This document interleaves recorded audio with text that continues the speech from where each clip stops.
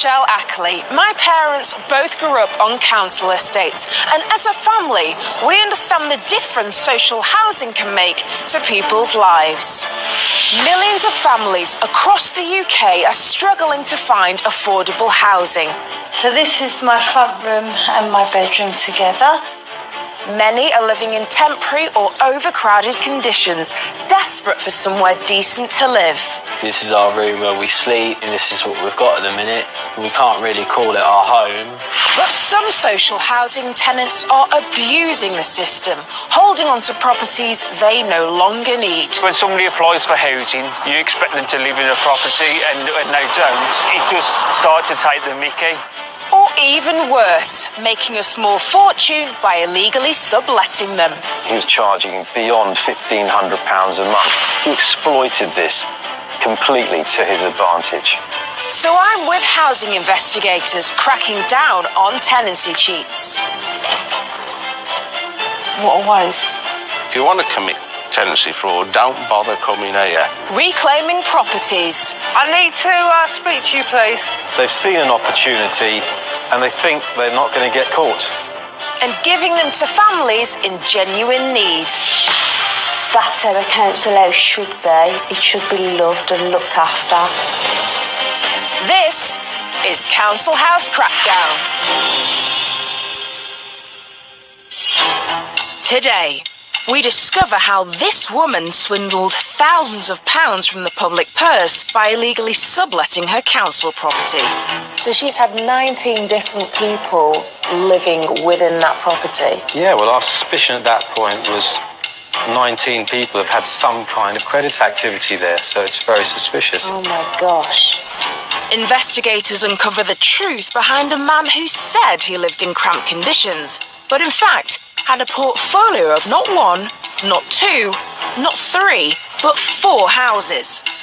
It's very clear he's made a false statement here and had a perfect opportunity to say, look, hang on, I shouldn't be taking this tenancy and depriving someone else. I mean, the audacity of the person is unbelievable, to be honest with you. And in East London, housing officers finally take back a property that's fallen into complete disrepair, while a tenant was living elsewhere. It certainly hasn't looked like it's been decorated or lived in for a long, long time. Oh, what a waste.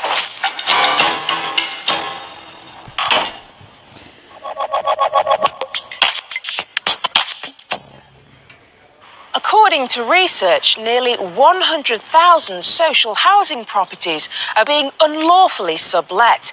And in a time of unprecedented demand and so many people desperate for somewhere to live, most agree this constitutes a drain on a precious resource that we can ill afford.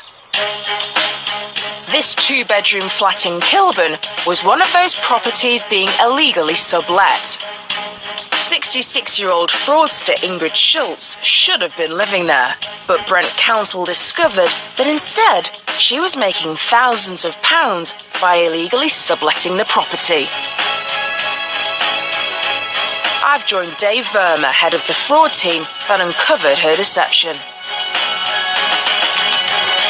So Dave, tell me a bit more about this area of London. So it's very up and coming. This is Northwest 6, so it's very sought after. The house prices are escalating at a rate of knots round here.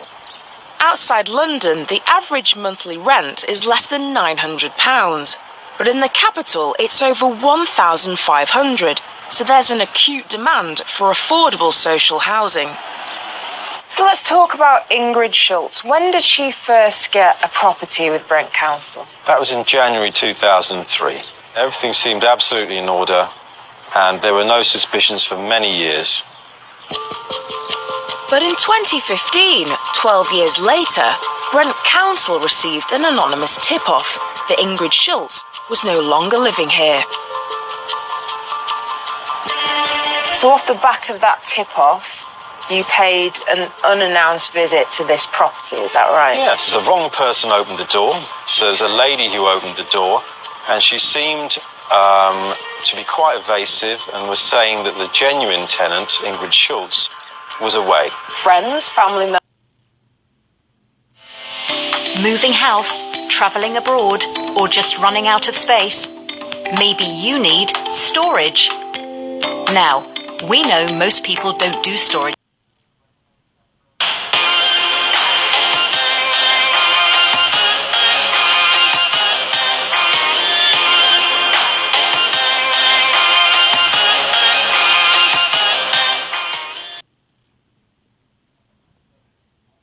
Evasive and was saying that the genuine tenant, Ingrid Schultz, was away. Friends, family members can open doors. What was it about that made you think, hold on a minute? She didn't come across quite right. She definitely seemed to be hiding something. Off the back of that, some more detailed intelligence checks were done. The Prevention of Social Housing Fraud Act gives council fraud teams the powers to access someone's bank details, as well as their credit history, their utility bills, and even their phone records, if they believe a property is being illegally sublet. Brent Council's fraud team quickly discovered through credit checks that Ingrid Schultz was linked to a second address 6 miles away in the borough of Hammersmith and Fulham. So where was she really living? In Brent or Hammersmith? What did you do next? We felt confident to work in partnership with Hammersmith and Fulham's to organise some joint visits, whereby we'd visit simultaneously this address in Brent and also that one in Hammersmith and Fulham. A double door knock, basically, Yeah, isn't it? that's the bottom line, yeah. So you knock on the door of this property where Ingrid is supposed to be living at the same time as the property you suspect that she is actually living at. We can get an immediate snapshot view as to what the reality of the matters are, and we can speak to whoever we find at both properties to get their view on why they are living where they're living and what the real situation is. So, would they find Ingrid Schultz at her social housing property in Brent or at the other flat in Hammersmith? What did you find? Ingrid Schultz was actually residing, or appeared to be actually residing, at the Hammersmith and Fulham address. The fraud team's double door knock had caught her at the second address, but she claimed to have a legitimate reason for being there. When pressed, she was telling us that one reason she was often in Hammersmith and Fulham was to look after her cats. She had 4 cats, and she was telling us that they lived there because it was a ground floor property. What did you think when she told you that? Surely you thought, the game's up, Ingrid. Yeah, it just doesn't hold together. It's not logical, and we knew she was trying to fob us off. Ingrid Schultz's assertion that her cats had to live in Hammersmith while she lived 6 miles away in Brent might have seemed ridiculous, but the investigators had to treat her claim seriously. In this instance, she was so adamant that she was actually residing in Brent that we thought we'd give her the benefit of the doubt and arrange a visit here to see her in this property. So a few days later, the fraud team visited Ingrid Schultz at her social housing flat in Brent, which she claimed was still her permanent address. She had created the facade that she was living here, but it was very strange because she was in the front room with a double bed in the front room. So she was saying that she was living in the front room in a double bed? Yeah. What? Why? She said she didn't like the rear of the property for some reason, and that she preferred to be in the front room. To me, honestly, it sounds quite comical. Like, what was your reaction when she said that? It made us feel even more suspicious. What are you thinking that the actual situation is? It appeared very much to us that this premises had been sublet in its entirety, and that the different rooms had been made into bedrooms that could be let out. It was a 2-bedroom flat, complete with a living room, so Ingrid Schultz had 3 rooms she could rent out separately, all while living in another borough a few miles away. She seemed to be very industrious in maximising the rental potential from the social housing we'd awarded her. Later, the full extent of Ingrid Schultz's deception is revealed. So she's had 19 different people living within that property. Yeah, well, our suspicion at that point was 19 people have had some kind of credit activity there, so it's very suspicious. Oh my gosh.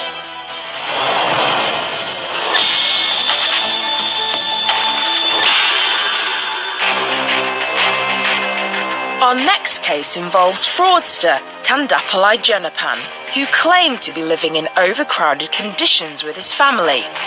After a 9-year wait, he was allocated a council flat. But what Mr. Jenapan didn't mention was that since applying for his council flat, he'd been busy building up an impressive property. Hello, I'm Sarah Pinch, MD of Pinchpoint Communications. The UK is potentially set to leave the European Union, and public relations can make a big difference to how you handle uncertainty. Here's my advice to help prepare for a no-deal Brexit.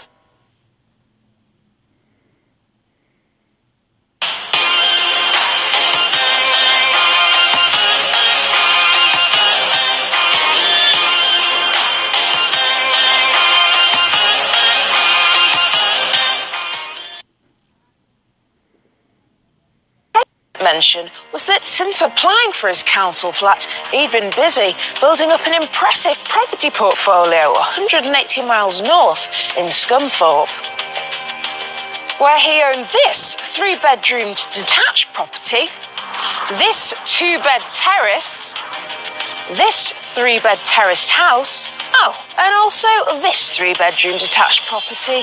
Very nice too.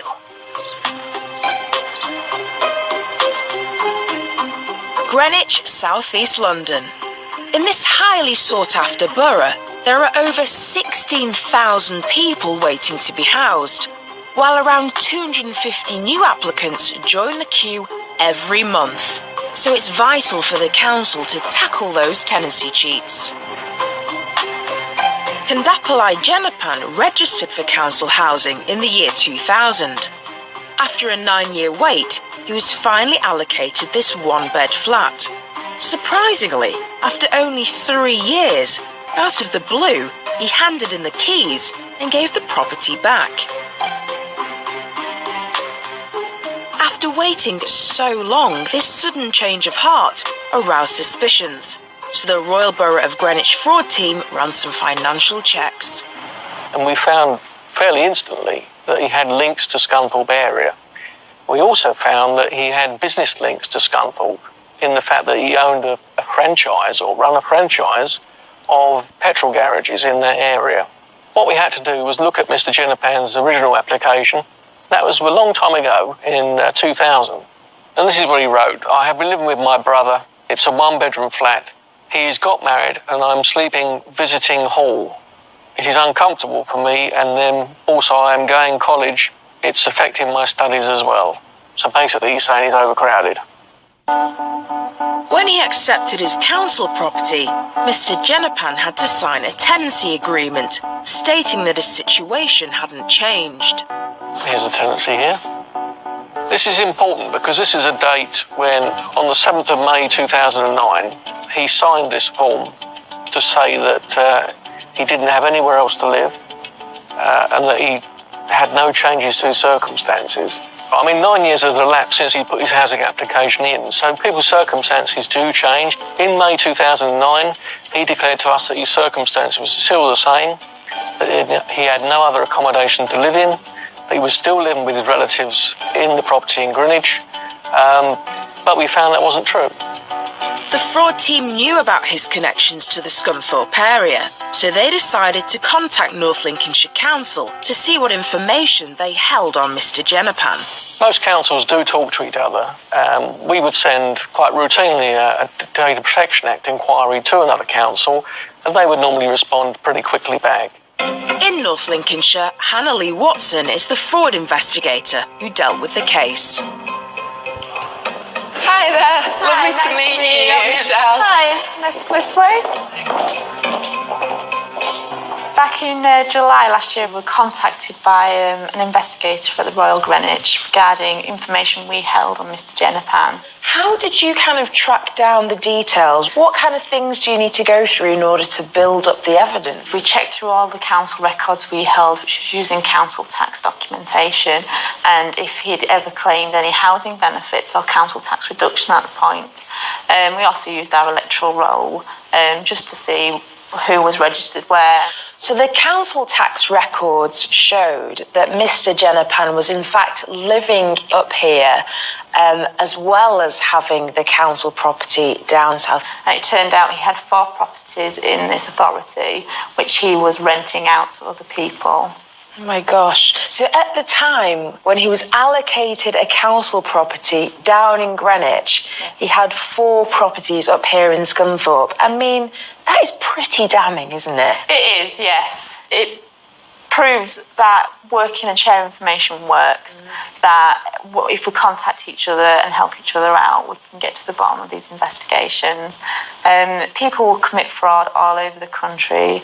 It just proves that eventually they will get caught out. North Lincolnshire Council records proved beyond doubt that he had amassed a varied portfolio of properties in their area and that he was also living in one of them.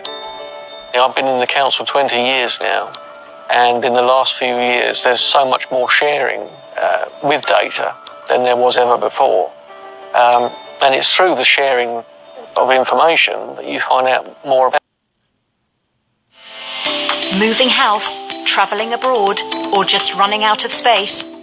Maybe you need storage. Now, we know most people don't do storage for fun.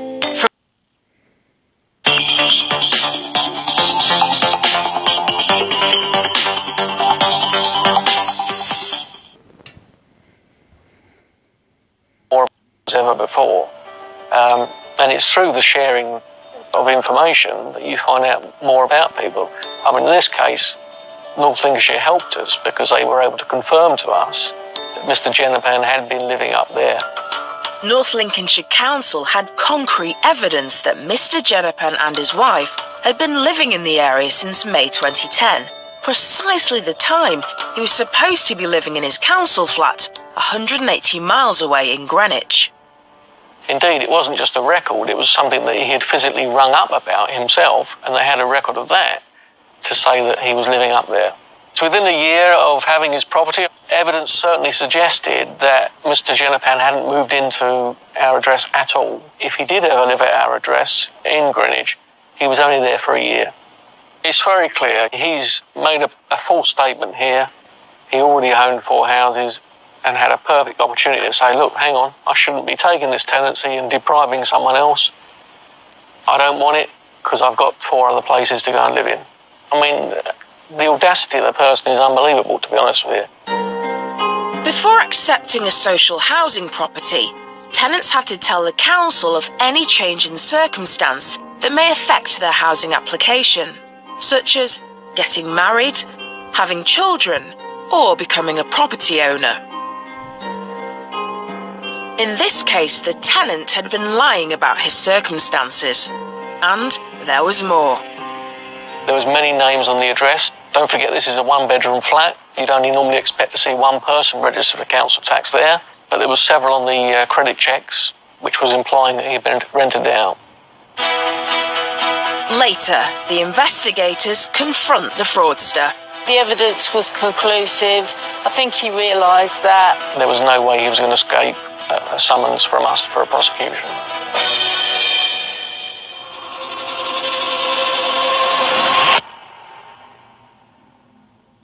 If you're a tenant and you no longer need your social housing property, you're supposed to notify the council and hand the keys back.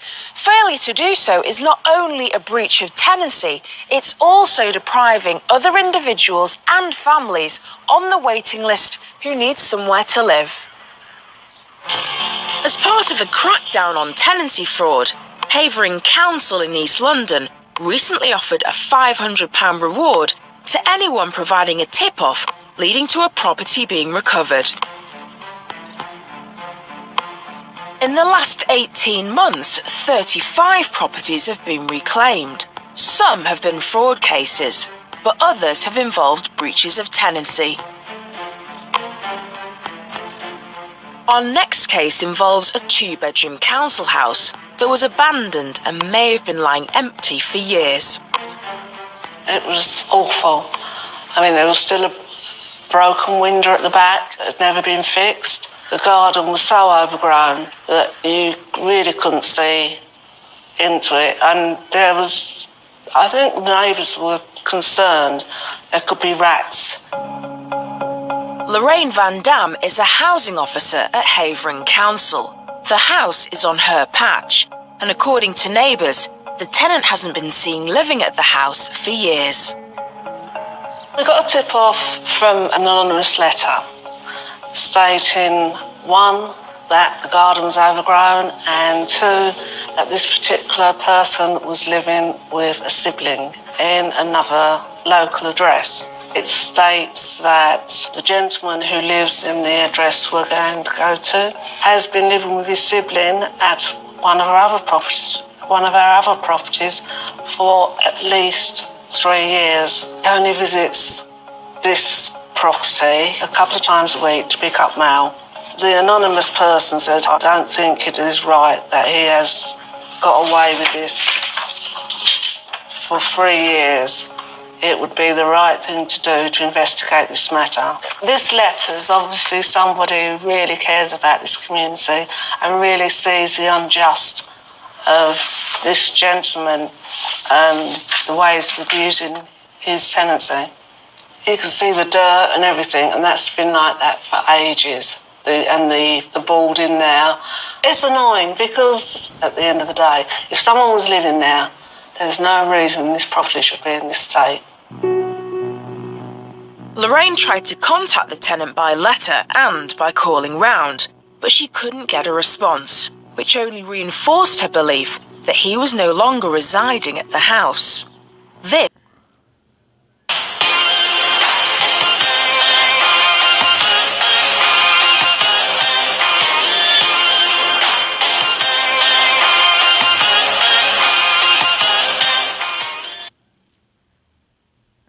Hello, I'm Sarah Pinch, MD of Pinchpoint Communications.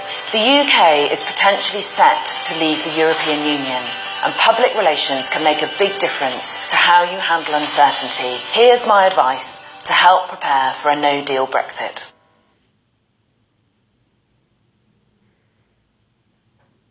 this, which only reinforced her belief that he was no longer residing at the house. This, together with the neglect of the property, was a serious breach of his tenancy agreement. So she referred the case to Havering Council's fraud team. Former police officer Dave Gill took on the case. Whilst my main duty is to investigate fraud, it's always done with that social aspect in mind, that this is a property that could and should be being used for a family in genuine real need. Dave delved into the two-bedroom property's tenancy history and found the man had moved there in the 70s with his mother. In 2010, his elderly mother had assigned the tenancy to him. This is known as succession. One of the fundamental rules of succession is that you must have been residing in the property for 12 months. As part of his investigation, Dave examined the repair history and utility bills of the house. He soon discovered that there had been little activity at the property since 2013. So we asked this tenant to come in and we put all the evidence that we'd gathered to him. It was to give that tenant their opportunity to give us an account of what had happened, really, to explain their circumstances and why we'd ended up in this situation. The tenant came in for questioning. When he was talking, it was obvious that he wasn't living there. He explained that him and his sibling want to live somewhere else, outside the borough. So I just served him with a notice to quit there and then. But he refused to give the property back, and today Havering Council plan to evict him. The notice to quit, asking the tenant to vacate the property within 28 days, expired around 3 or 4 months ago now. So today really is it. There's no more delays or any other part of the process that we need to go through or complete. We will be getting the property back today. I received a telephone call yesterday saying that he hadn't cleared all his property out. So I said, well, do as best as you can. And what he said, he was going to stay there last night to try and move some of the bits. At 12 o'clock, we shall carry out the eviction and we'll see what's left in the property.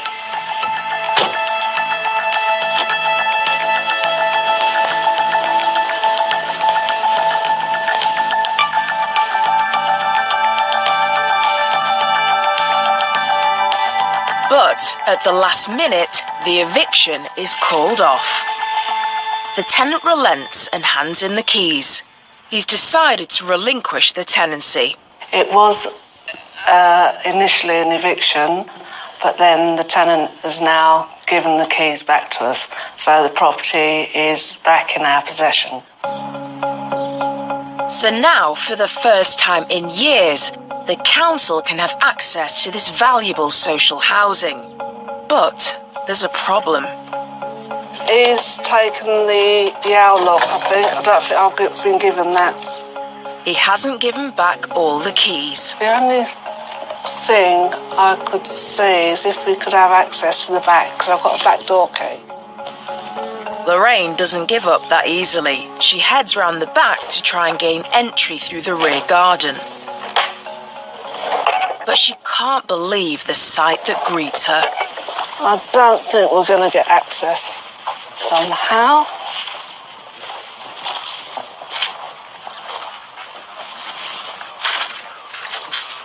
The state of the back garden is, well, undescribable. It's in a disgusting state. The garden is so overgrown that the back door is completely inaccessible. I'm just going to take pictures.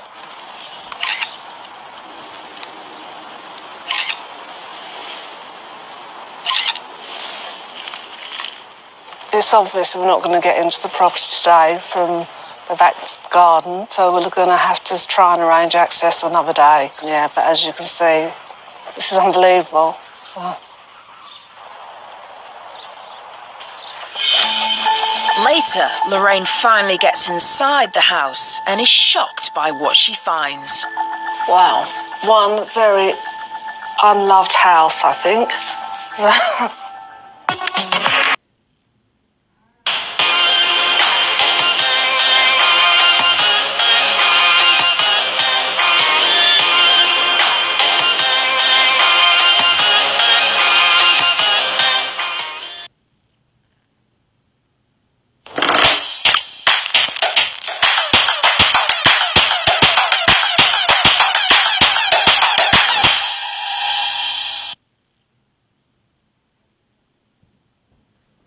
One very unloved house, I think.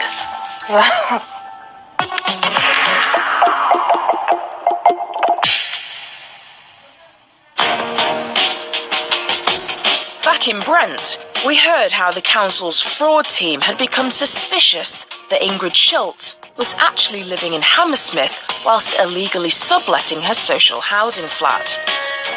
It appeared very much to us that this premises had been sublet in its entirety and that the different rooms had been made into bedrooms that could be let out. But when questioned, Ingrid Schultz denied everything. She was telling us that one reason she was often in Hammersmith and Fulham was to look after her cat. Dave Verma and his counter-fraud team have recovered 60 properties in the last 12 months. I'm not sure people realise that we have professional teams of investigators who are very highly trained, who are not going to be fobbed off, who are going to be very tenacious and try to get to the bottom of things and try and do the right thing for the public purse. And that's exactly what they did, utilising the law to forensically examine the financial activities at Ingrid Schultz's flat. So in order to confirm your suspicions of Ingrid Schultz, you obviously needed that solid body of evidence. Sure. This first piece of paperwork here shows indeed that Ingrid Schultz is at the property, and she's got various credit going on there, various activity as we'd expect. However, on the second page, This is quite surprising, and this shows no less than 19 different people having some sort of credit activity at the property. 19? Yeah. So she's had 19 different people living within that property? Yeah, well, our suspicion at that point was 19 people have had some kind of credit activity there, so it's very suspicious. Oh my gosh. And then if you couple that with her bank account details, what did that help to confirm? Well, when we used our powers under the Prevention of Social Housing Fraud Act to actually get her bank statements in, and these very quickly indicated that there was a problem. Because right here on the first page, we've got the word rent, paid in, and an amount. It's incredibly clear. Pretty clear. Moving through the bank statement, that kind of activity is replicated on various pages. Yeah. So here we have the word rent, and again, 520. Yeah. And here, Kilburn rent, which is clearly our property. Very specific, isn't it? And then again, 520. With 2 bedrooms and a mattress in the living room, Ingrid Schultz could have been renting out all 3 rooms. At £520 per room per month, she could have been taking in over £1,500 a month. And how much was she paying the council? On average, that was £150 per week. That means a potential profit of over £900 a month from illegally subletting her Brent flat. So she was making a tidy profit from this, wasn't she? She was, because at any given time she was renting between 2 and sometimes 3 rooms in the property. That is amazing. And, you know, when you're grabbing all this evidence together, and clearly this is a property that could go to someone in genuine need, what are you thinking? Well, someone's making a profit. A very good one at that. The bank statements also revealed exactly how she was running her sublet scam.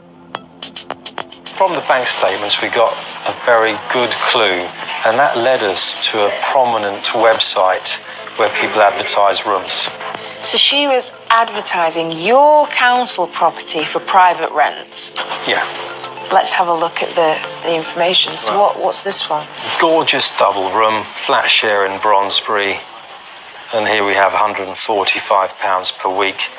It's telling us it's 5 to 10 minutes walk from Brondesbury station. The availability is now minimum term 3 months, maximum term none.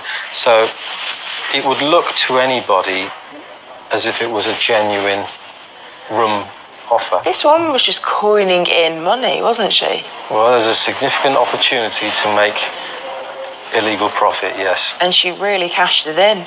Yeah.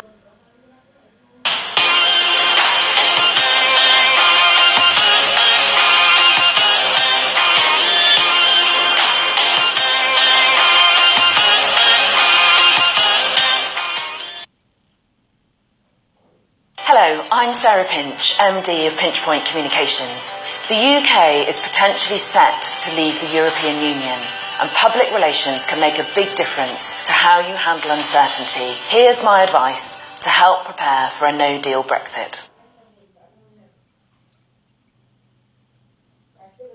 An opportunity to make illegal profit, yes. And she really cashed it in. Yeah. Ingrid Schultz pleaded guilty to subletting her social housing property in Kilburn and making an unlawful profit of over £10,000. On the 16th of February 2017, she appeared for sentencing, and Dave Verma was at court to witness the outcome. So we take this very seriously at Brent Council, and we expend quite considerable resources to investigate these matters and bring the perpetrators to justice. The maximum penalty for this offence is a 2-year jail sentence or a hefty fine. I've been working in criminal investigations for some 25 years now. It always pleases me when justice is served. The judge deliberated over the amount of profit she made, and he came to a decision. And Ingrid Schultz has just been sentenced to 12 months, suspended for 2 years, which I think is a very good result, bearing in mind all the circumstances of the case. She'll also have to pay back over £10,000 in unlawful profit and £5,000 in costs. It is days like this that makes our job as fraud investigators well worthwhile. Many hours go into investigating cases like this, preparing evidence bundles, presenting them at court, being cross-examined, and yes, it's moments like this that make it all worthwhile, when we can hopefully send out a very strong message that we take this seriously and are here for the community to eradicate housing fraud.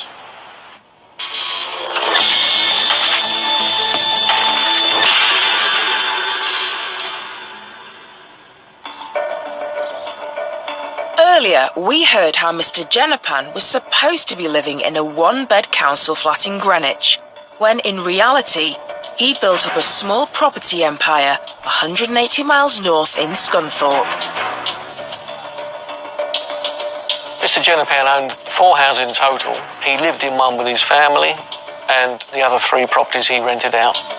After months of analysis, Greenwich Council's fraud team, including investigator Karen Evans, had built up their case.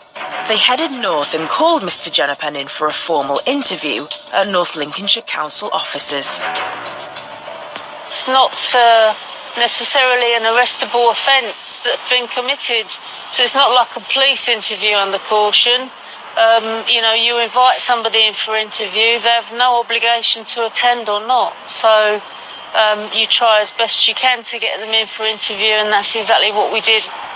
Mr. Jenipan did attend the interview, and Karen was able to put the fraud team's findings to him. After showing him the evidence that we had, all the land registries, all of the, or some of the mortgage applications, proof of him registering himself as liable for council tax at those properties sometimes, proof of him renting them out to various tenants over the years. The evidence was conclusive.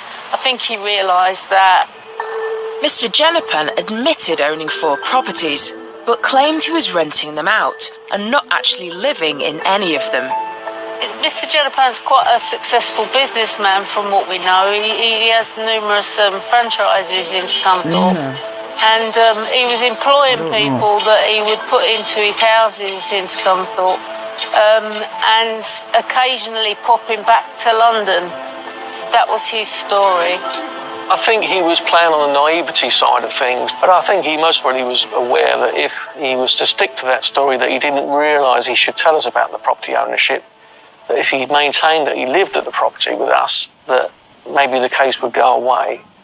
But that clearly wasn't the case. Our evidence we had on this case was overwhelming, and there was no way he was going to escape a summons from us for a prosecution.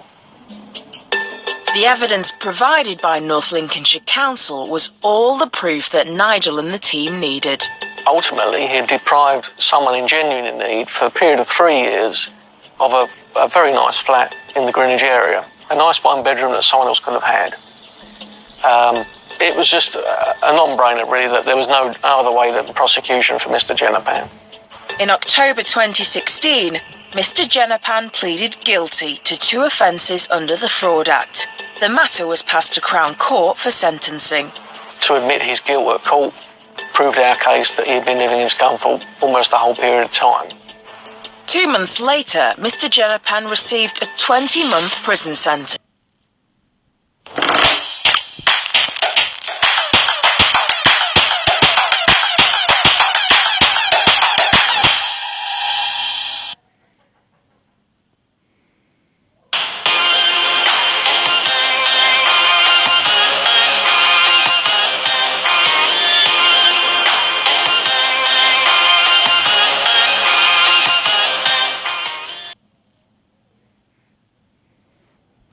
Period of time. 2 months later, Mr. Jenipan received a 20-month prison sentence, suspended for 2 years, 120 hours of community service, and he was ordered to compensate the council for their financial losses, a total of more than £29,000.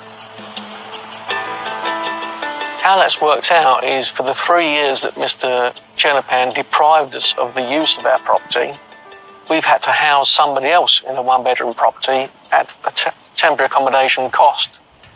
So we calculate the amount of money that he's defrauded from us in that respect and cost us, and the judge awarded us £29,000. He told him that by Christmas, only a month's time, he had to pay £10,000 to us, and then the remainder is being paid now by £650 a month. I mean, to see somebody be ordered to pay back money to us is great satisfaction from the council's point of view. Not only can we then use that money back for the homeless people in the borough and maybe to rehouse people in temporary accommodation to offset some of our very high costs that we pay, but the good thing is it would be a real lesson to Mr. Jenipan. A 2-year suspended sentence for some people would be, well, I got away with it. But to actually have to pay £29,000, to me, isn't getting away with it. That's a lot of money that anybody would have to find, and I'm sure that hurt him. Mr. Jenipan's one-bedroom council flat has now been re-let, but across the UK, the housing crisis is continuing to bite. I'd be very upset if I knew that people were lying to get ahead on the property ladder. It's not fair, you know. I think we all should have a fair chance at accessing these things, and when people are taking it away from others, it's not right. I'm not on social housing myself, but I know people that are, and I know, you know, how hard it is to get social housing. I know there's people who've been on the list for about 5-6 years who are still waiting now, and it doesn't look like it's showing any sign of kind of easing up or anything like that at all. If you've not got that stress and you know you've got your housing, the house, I think, is probably the most important thing in your life. If you've got a house, you've got a home. And I think the home is the thing. If you've got a house, you've got a home.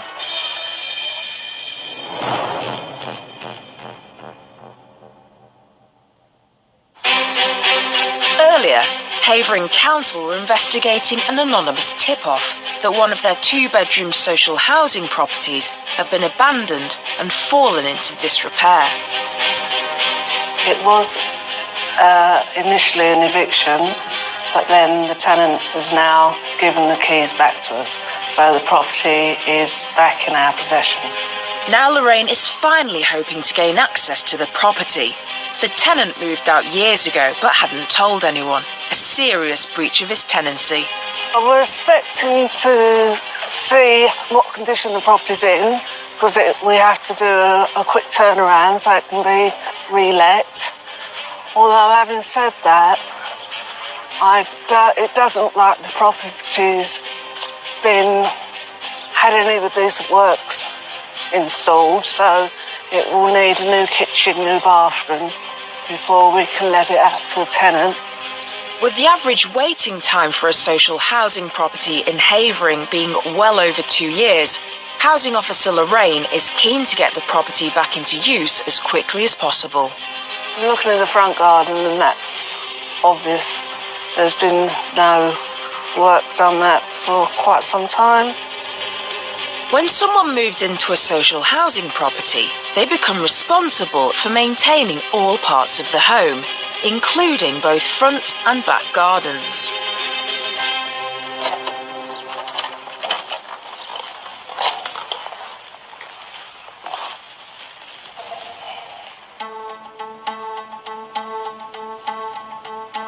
Wow. The floors and carpets are coated in layers of dust, grease and grime. Certainly hasn't looked like it's been decorated or lived in for years. Tenants must keep their social housing in a decent state. Failure to do so is a further breach of tenancy. The back garden is so overgrown, and it certainly hasn't been cut back for years. Moving house, travelling abroad, or just running out of space? Maybe you need storage. Now, we know most people don't do storage for fun.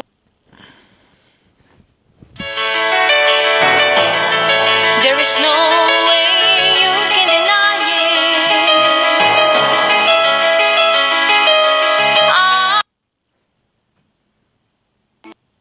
The back garden is so overgrown, and it certainly has been cut back for years. I really don't want to open the door. I just feel there's what might run in the house. It smells damp, it smells stale. Very, very untidy. Well, what's dirty? Have a look at the kitchen. It's certainly of a very, very old standard. It certainly hasn't had a new kitchen since probably when the property was built. We're gonna be charged quite a bit to get this cleared. Like lifting all the carpets, and the whole house has got to be decorated. It's vital that the council get this property into a fit state as quickly as possible so a new family can move in.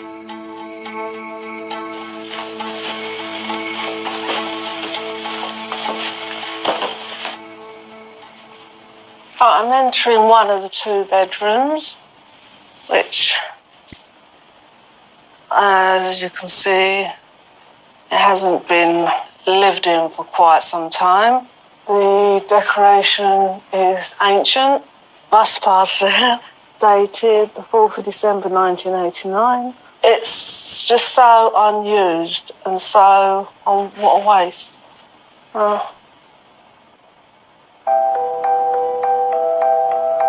Under the terms of his tenancy, this tenant should have notified the council if he was going to be away from his property for over 28 days. Failure to do so is unauthorised abandonment. The property is going to take a long time, longer than normal, to turn around to get this habitable. Here is the bathroom. And once again, it shows that it hasn't been used for quite some time. As you can see by the cleanliness of the bath, that obviously hasn't been used for quite a while. The fact that he wasn't living in it is irrelevant. The decoration, he should have still maintained decoration while he was still living in the property. As he claims that he's been out of the property for a couple of years. I'm sorry, this is evidence that he's been out of the property for many more years. One very unloved house, I think.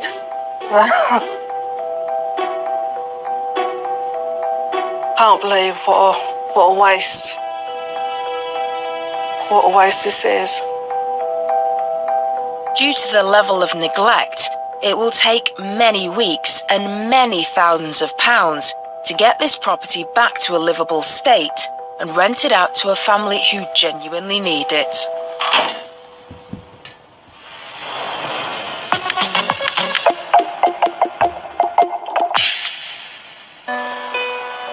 Since 2014 in the East End of London, Tower Hamlets Council has successfully recovered 28 properties as a result of fraud-related investigations. You gonna go back on the slide? Amy Sictoness and her daughter Lucia were on the social housing waiting list for 3 years and applied for more than 200 properties before finally getting a 2-bedroom flat.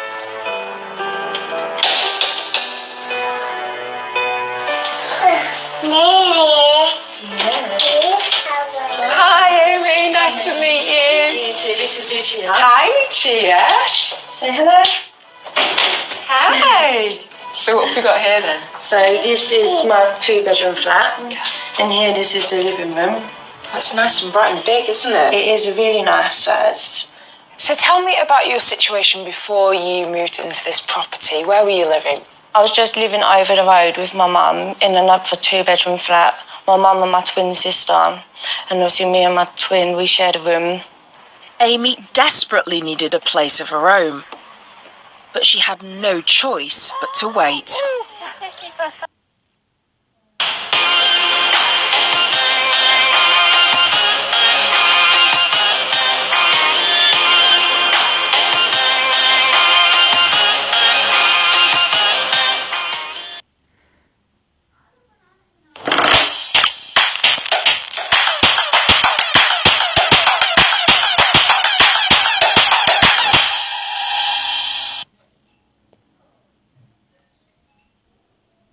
Needed a place of her own, but she had no choice but to wait.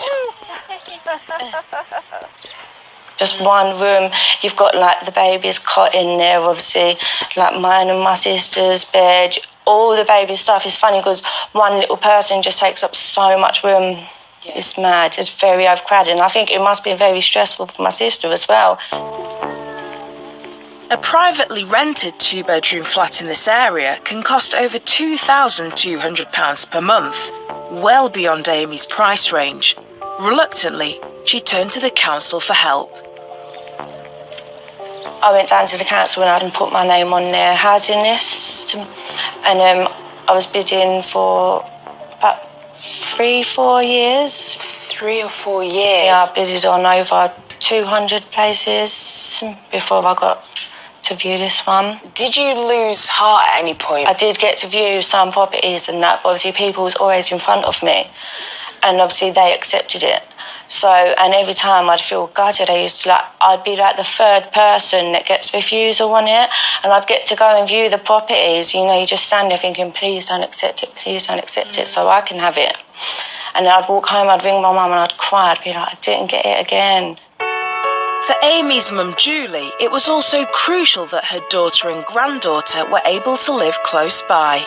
How would you have felt if, you know, Amy had been given a property or offered a property that wasn't so close to you? That actually would have upset me because, you know, I say we've always been close, and from when Lucia was born, they was living with me, so I got to see her first, you know, steps kind of thing. And then for her to have sort of moved out, I would have been concerned about it because, you know, I'm on hand if anything happens. You know, I'm always sort of, I can be there in 5 minutes kind of thing. If she was living out of the borough with no family, you know, what would she do? What would she do being on her own? But in November 2015, Tower Hamlets Council held an amnesty to encourage tenancy cheats to hand back keys, without consequence or risk of court action. They got back properties worth £13 million. Amy's was one of the first flats they recovered.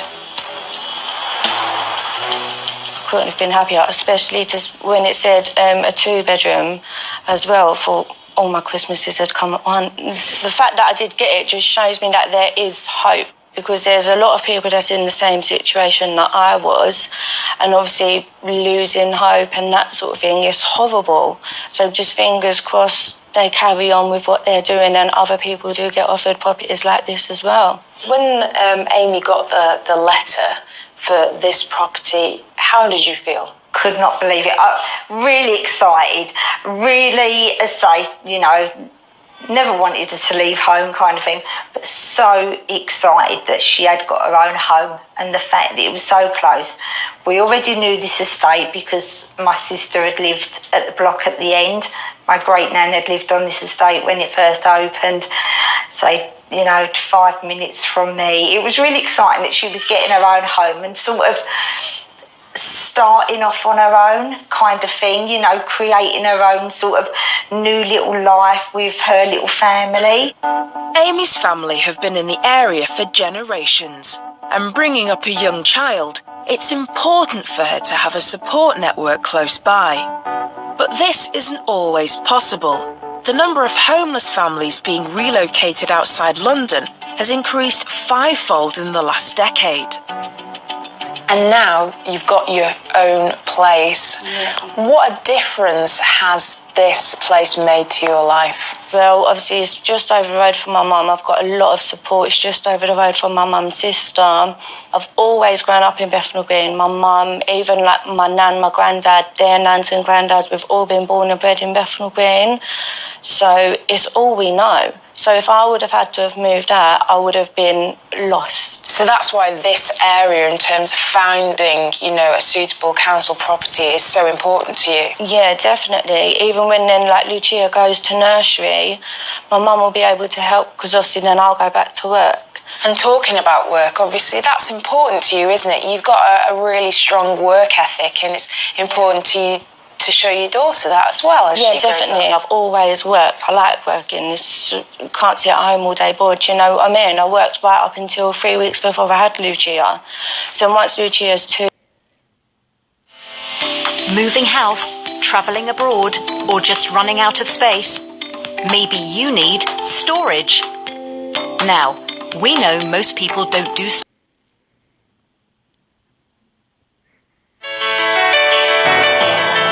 There is no way you can deny